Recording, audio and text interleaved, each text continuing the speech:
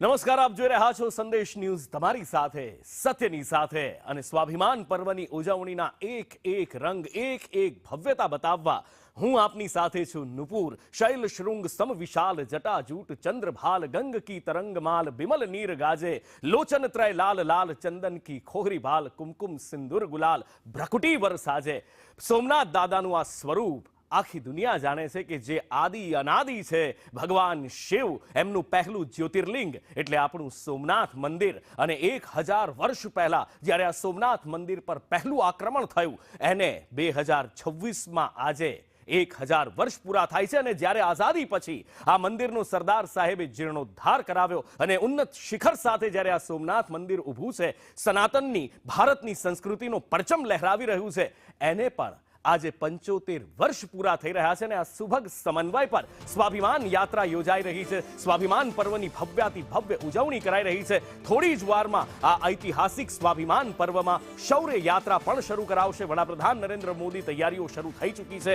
ગઈકાલે જ વડાપ્રધાન આવી ચૂક્યા છે અને ગઈકાલે એ મહામંત્ર જાપમાં પણ જોડાયા હતા। એની સાથે સાથે ડ્રોન શો પણ નિહાળ્યો હતો કે જેમાં સોમનાથની ઝાંખી બતાવવામાં આવી, 1000 વર્ષનો ઇતિહાસ અને સોમનાથ માટે કોણે શું બલિદાન આપ્યું છે એનો એક અનેરો ઇતિહાસ બતાવવામાં આવ્યો હતો। દેશ દુનિયામાંથી સનાતની ભક્તો, શિવ ભક્તો સોમનાથમાં આંગણે પધારી ચૂક્યા છે અને થોડી જ વારમાં હવે શૌર્ય યાત્રાનો પ્રારંભ કરાવશે વડાપ્રધાન। આ શૌર્ય યાત્રાની જે તૈયારીઓ થઈ હતી એ વખતના ઘોડેસવારો ભગવા ધ્વજ લઈને નીકળી રહ્યા છે।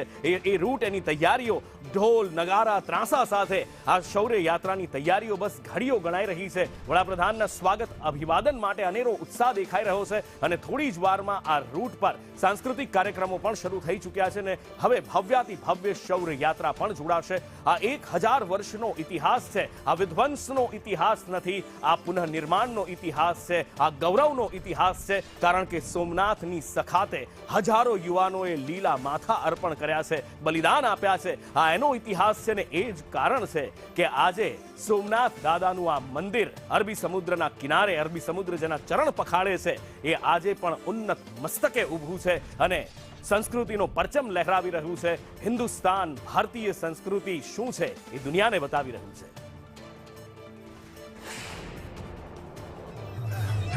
સોમનાથ ખાતે ઐતિહાસિક સ્વાભિમાન પર્વની ઉજવણી થઈ રહી છે। આજે દેશના પ્રધાનમંત્રી નરેન્દ્રભાઈ મોદીનો રોડ શો એટલે કે શૌર્ય યાત્રા યોજાનાર છે અને આ શૌર્ય યાત્રાના રૂટ ઉપર આપ જોઈ શકો છો કે અલગ અલગ થીમ ઉપર લોકો સ્વાગત અભિવાદન માટે ઉત્સુક છે।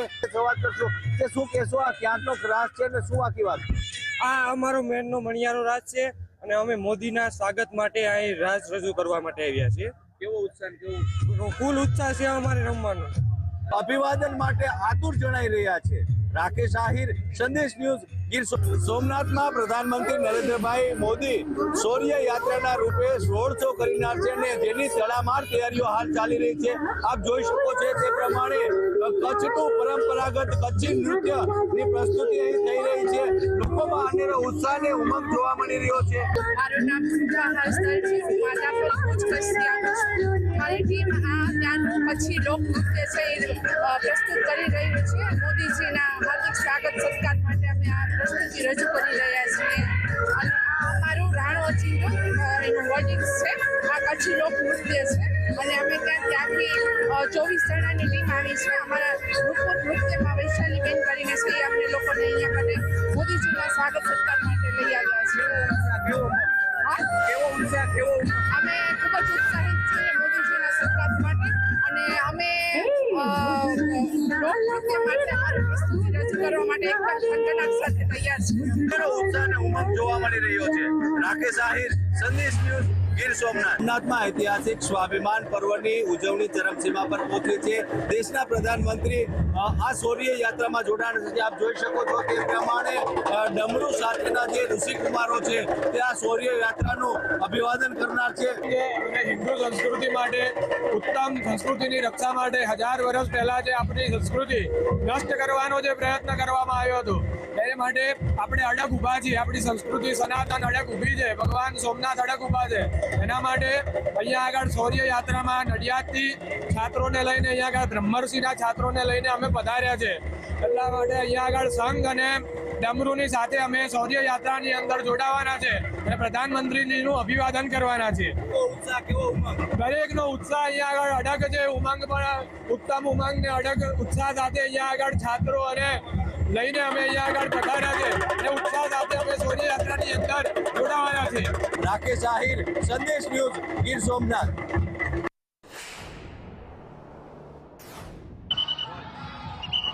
સોમનાથમાં સ્વાભિમાન પર્વ દરમિયાન શૌર્ય યાત્રાનું આયોજન કરવામાં આવ્યું છે, જેમાં પીએમ નરેન્દ્ર મોદી દ્વારા શૌર્ય યાત્રામાં ભાગ લેવામાં આવશે. શૌર્ય યાત્રામાં જ્યારે પીએમ નરેન્દ્ર મોદી ભાગ લઈ રહ્યા છે ત્યારે તેમનું સ્વાગત કરવા માટે અલગ અલગ 20 જેટલા સ્ટેજ બનાવવામાં આવ્યા છે. આ સ્ટેજની જો વાત કરવામાં આવે તો સ્ટેજની અંદર સાંસ્કૃતિક કાર્યક્રમો યોજવામાં આવશે. અલગ અલગ રાજ્યોમાંથી જે કલાકારો આવ્યા છે તે કલાકારોની સાથે આ સાંસ્કૃતિક કાર્યક્રમ કરવામાં આવેલો છે અને તેમનું સ્વાગત કરવામાં આવશે. આપણી સાથે કોરિયોગ્રાફર છે, તેમની સાથે સીધી વાત કરશું. 20 अलग अलग स्टेज में कितने कलाकार हैं, पीएम का स्वागत कैसे करेंगे? पीएम जी का स्वागत आर्टिस्ट जो आए हुए हैं अदर अदर स्टेट से, इनको यहाँ पे हमने एक स्टेज बनाए हुए हैं. हमारे 20 स्टेज हैं. उन 20 स्टेजों पे जब मोदी जी यहाँ से गुजरेंगे तो उनका स्वागत करेंगे. अपने अपने प्रदेश का जो डांस होता है, लोक नृत्य होता है, उसको प्रदर्शित करके उनका स्वागत किया जाएगा. कितने प्रदेश का लोक नृत्य है यहाँ पे पेश किया जाएगा और कितने टाइम से यहाँ पे इसके लिए मेहनत कर रहे थे आर्टिस्ट? सर यहाँ पर हमारे पास 18 से 19 प्रदेश के परफॉर्मेंस आए हुए हैं और यहाँ पे प्रैक्टिस हमारी 9 तारीख से चली है. 8 तारीख से आर्टिस्ट ने आना स्टार्ट किया था. 9 को हमारा प्रॉपर रिहर्सल हुआ है, रन थ्रू हुआ है और आज हमारा 10 तारीख को हमारा रिहर्सल और 11 को हमारा है ना फाइनल हो जाएगा.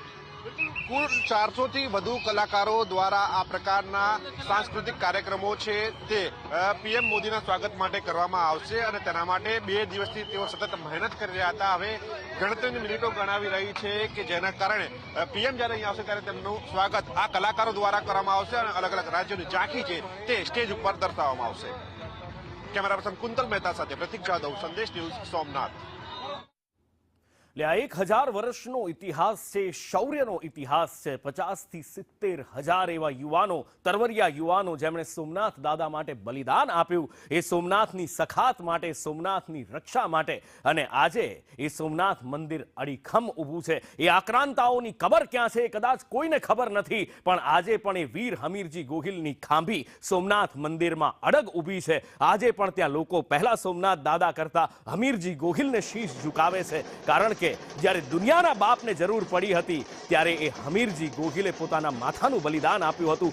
માથું પડી ગયું પણ એ ધડ લડતું રહ્યું હતું. સોમનાથથી મારી સાથે સહયોગી સંવાદદાતા પ્રતિક લાઈવ જોડાયા છે. પ્રતિક, સ્વાભિમાન પર્વની ભવ્યાતિ ભવ્ય ઉજવણી અને આ શૌર્યની ગાથા દર્શાવતી શૌર્ય યાત્રા થોડી જ વારમાં નીકળવાની છે. હૈયે હૈયું દળાઈ રહ્યું છે અને એની સાથે દરેકના ચહેરા પર એક ગર્વ દેખાઈ રહ્યો છે.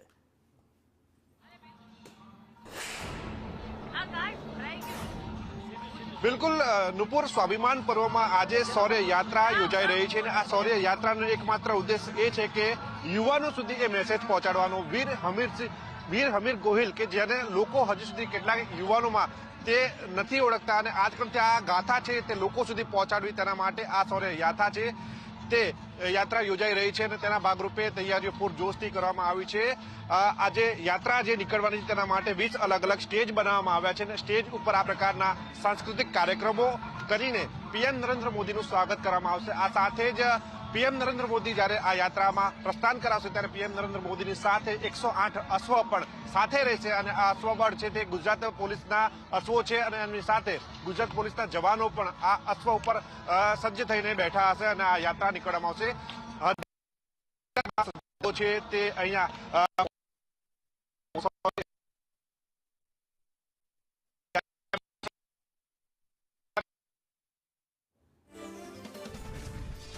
પ્રતિક સાથે સંપર્ક કપાયો છે. અમે સંપર્ક કરવાના પ્રયત્નો કરી રહ્યા છીએ અને એક એ સ્વાભિમાનના રંગ આપને સોમનાથથી લાઈવ બતાવી રહ્યા છીએ. આ ઋષિકુમારો છે. 72 કલાક ઓમકારનો અખંડ જાપ થયો છે અને ઋષિકુમારો હાથમાં ડમરું લઈ અને ઊભા છે.